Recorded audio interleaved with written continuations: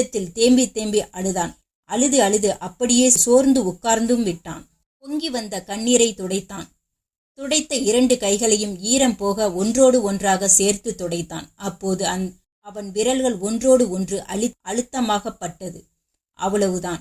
திடீரென ஒரு பூதம் அலாவுதீன் எதிரே வந்து தோன்றியது. நான் முத்திரம் மோதிர பூதம். யார் அதை தேய்த்தாரோ அவர் எனக்கு எஜமான் என்றது. அந்த பூதம், உனக்கு இப்போது என்ன வேண்டும் என்று கேட்டது. எனக்கு பயமாக இருக்கிறது. எனக்கு ஏன் இந்த நிலை என்று கேட்டு அழுதான். பூதம் கூறியது, ஆப்பிரிக்க தேசத்து மந்திரவாதி அவன். பல மந்திர தந்திரங்கள் தெரிந்தவன். அவன் மந்திர சக்தியால் இந்த குகையையும் இதிலுள்ள ரகசியங்களையும் தெரிந்து கொண்டான். இங்கே உள்ள விளக்கை எடுத்து வைத்து கொண்டால் மேலும் அதிக மந்திர சக்தியை அடையலாம் என்று உணர்ந்தான். ஆனால் இங்குள்ள விளக்கை வயதானவர்கள் வந்து எடுக்க முடியாது, சிறுவர்களே எடுக்க முடியும். அதனால் அப்பாவியான உன்னை அழைத்து வந்து விட்டான்.